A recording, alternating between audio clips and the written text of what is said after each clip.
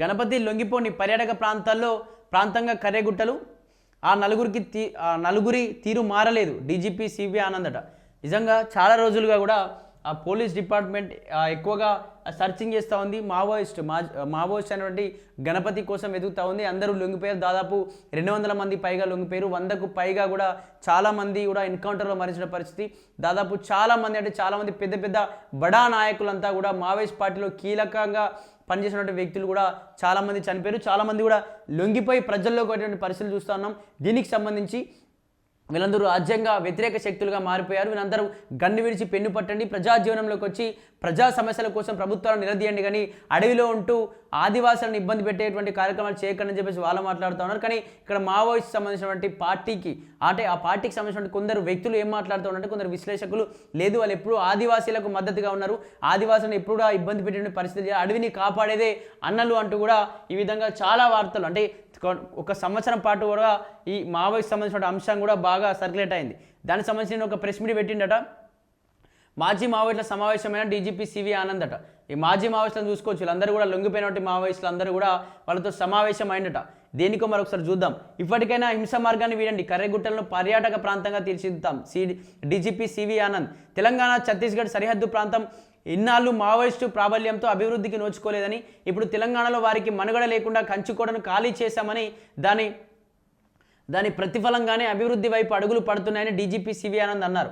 సోమవారం మొదటిసారి కర్రెగుట్టల్లో పర్యటించిన ఆయన పామునూరు గ్రామస్తులతో ముచ్చరించిన అనంతరం కర్రెగుట్టల్లో అభివృద్ధి పనులను పరిశీలించారు.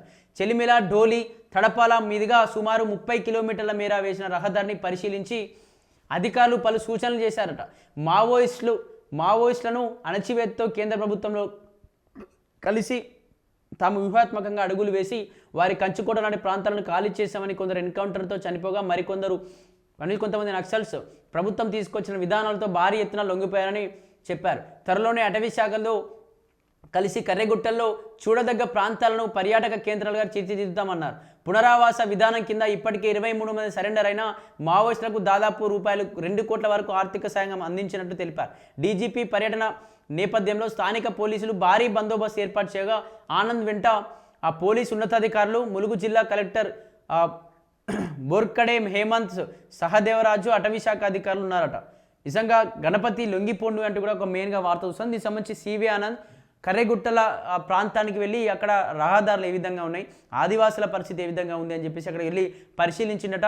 అదొక పర్యాటక కేంద్రంగా మారబోతుంది. ఖచ్చితంగా అక్కడ నుంచి గణపతి లొంగిపోవాలి, మావోయిస్టులు ఇంకెవరున్నా ఖాళీ చేయాల్సిందే, లొంగిపోవాల్సిందే అంటూ కూడా ఇక్కడ ప్రకటిస్తూ ఉంటారు. అదేవిధంగా ప్రభుత్వం మావోయిస్ట్ లొంగిపోయిన వాళ్ళకి ప్రభుత్వం రకరకాల సంక్షేమ పథకాలు ఇస్తూ ఉంది. మీరు ప్రజల్లోకి వచ్చిన తర్వాత మీకు ఉండడానికి ఇల్లు కావచ్చు, లేకపోతే మీకు కొంచెం ప్లేస్ కూడా కేటాయించబోతుందని చెప్పి చాలా రకాలుగా ఇంతకుముందు కూడా డీజీపీ శివధర్ రెడ్డి ఉన్నప్పుడు చాలాసార్లు మాట్లాడండి. ఖచ్చితంగా మీకు ఆధార్ కార్డులు ఏదైతే ఈ దేశవాసులు అని చెప్పడానికి మీకు ఆధార్ కార్డులు ఇస్తాం, మీకు రేషన్ కార్డులో కూడా మీ పేరును అది చేస్తాం, అలాగే మీకు ఏదైనా ఉద్యోగం ఇస్తాం. మీరు ఏదేదో ఈ పోరాడేదేదో ప్రజల కోసం ఒక పెన్ను బట్టి పోరాడండి తప్ప గన్నుడు వీడండి, మీ ప్రజల కోసం రండి, మీ కుటుంబం కోసం బయటికి రండి, ఖచ్చితంగా ప్రభుత్వం మీ అందరికీ సహాయపడుతుంది, తోడ్పడుతుంది అంటూ కూడా పెద్ద ఎత్తున కూడా వాళ్ళకు మాట్లాడి తెలుసు. అంటే కొంతమందికి 23 మంది పైగా కూడా ఇక్కడ 2 కోట్ల వరకు కూడా డబ్బులు కూడా వాళ్ళకి ఇచ్చినట్టు తెలుస్తుంది. ప్రభుత్వం సహకరిస్తుంది. మావోయిస్ట్ పార్టీ సీనియర్ నేత ముప్పాల లక్ష్మణరావు అలియాస్ గణపతి ఆయన భార్యతో పాటు అండర్ గ్రౌండ్లో ఉన్న సీనియర్ నాయకత్వం హింసా మార్గాన్ని విడి లొంగిపోవాలని మరోసారి విజ్ఞప్తి చేశారట. సరెండర్ తర్వాత సాధారణ జీవితంతో స్థిరపడేందుకు ప్రభుత్వం సహకరిస్తుందని స్పష్టం చేశారు. సరెండర్ అయిన వారికి ఏ సహాయం కావాలన్నా ప్రభుత్వం సిద్ధంగా ఉందని, ఉపాధి, శిక్షణ, రుణాలు, ఆరోగ్య సమస్యలపై వైద్యం సహాయం అందిస్తామన్నారు. ములుగులో జరిగిన సమావేశంలో మాజీ మావోయిస్ట్ అగ్రనేతలు దేవ్జీ, ఆసన్న, ఆజాద్, దామోదర్తో పాటు 30 మంది మాజీ నక్సలైట్లు పాల్గొన్నారట.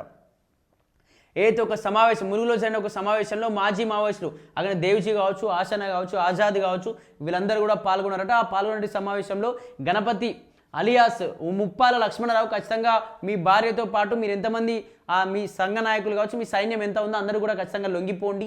ఏదైతే ఆదివాసీ ప్రాంతాలైనటువంటి ఆ కర్రెగుట్టలు ఛత్తీస్గఢ్ ఏరియా మొత్తం కూడా పర్యాటక ప్రాంతంగా మారబోతుంది. మంచి పెద్ద ఎత్తున కూడా ఆదివాసీల కోసం మంచి రహదారులు ఏర్పాటు చేస్తూ ఉన్నాం. వాళ్ళ ఆరోగ్య పరిస్థితులు కావచ్చు, అన్నీ కూడా ఉద్యోగ పరిస్థితులు అన్నీ ప్రభుత్వం చూసుకుంటుంది. కేంద్ర ప్రభుత్వం ఎటువంటి నిర్ణయం తీసుకుంటే మేము దాన్ని ఫాలో అయ్యి ఖచ్చితంగా సహకారంగా ఉంటాం. కానీ మీరందరూ లొంగిపోండి, మీకు సంబంధించిన ఆరోగ్య ఇబ్బందులు కావచ్చు, లేకపోతే ఆర్థికమైనటువంటి ఇబ్బందులు కావచ్చు, అన్నీ కూడా మేము చూసుకుంటాం, ఖచ్చితంగా లొంగిపోండి అంటూ కూడా దీనికి సంబంధించి ఆ డీజీపీ సివి ఆనంద్ అయితే చెప్తున్నారు. మరి చూడాలి ఇక్కడ లొంగిపోయేటువంటి అవకాశం ఉంది. ఇప్పటికే చాలా రోజులుగా కూడా ఎన్ని వార్తాపత్రికలు చూస్తాం, ఎంతో పెద్ద ఎత్తున సోషల్ మీడియాలో వైరల్ అవుతా ఉంది. గణపతి లొంగిపోబోతా ఉన్నాడు, రేపు మాపు అంటూ కూడా రకరకాల వార్తలు వస్తూ ఉన్నాయి. మరి లొంగిపోయేటువంటి అవకాశం ఉందా, ఎందుకు ఇన్ని రోజులు ఆగాల్సి వస్తుంది, ఒక లొంగిపోతే లొంగిపోనిస్తారా, లేకపోతే ఏమైనా ఎన్కౌంటర్లో చంపేటువంటి ఆ ప్రయత్నం ఏమైనా జరగబోతుందా అని చెప్పేసి రకరకాలుగా కూడా ఈ సోషల్ మీడియాలో నడుస్తుంది. చూడాలి అసలు లొంగిపోయే ప్రమాదం ఉందా, ఏం జరగబోతుందని చెప్పేసి చూడాలి.